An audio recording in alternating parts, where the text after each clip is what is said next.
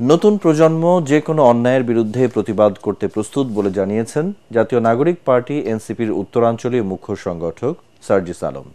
দুপুরে পঞ্চগড়ের দেবীগঞ্জ বিজয় চত্বরে আয়োজিত সংবর্ধনা সভায় তিনি বলেন, লুটপাটকারীদের জনপ্রতিনিধি হিসেবে মেনে নেবে না জনগণ। জুলুম, মিথ্যা মামলা, চাঁদাবাজি ও সিন্ডিকেটের বিরুদ্ধে এনসিপির শক্ত অবস্থানের কথাও জানান সার্জিস।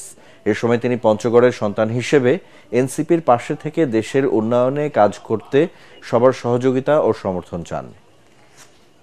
আপনারা মনে রাখবেন, আপনাদের সন্তানরা এখন তাদের অধিকার সম্পর্কে সচেতন। আপনাদের সন্তানরা এখন তাদের জায়গা থেকে যে কোনো অন্যায়ের বিরুদ্ধে প্রতিবাদ করতে সবসময় প্রস্তুত।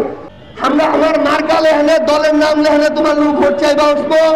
যদি কাজ করবা পারি, যদি তোমার কথা রাখতে পারি, তাইলে ভোট দিবেন, নাইলে দিবেন নি। অন্যরা লেখা দিয়ে আমরা কইমনি যে আমার দেন, এই কথা কইমনি। যদি তোমার মতো কাজ করবা পারি, তোমার কথা শুনি, ভোট ছাড়াও তোমার সামনে যাই, তাইলে ভোট দিবেন।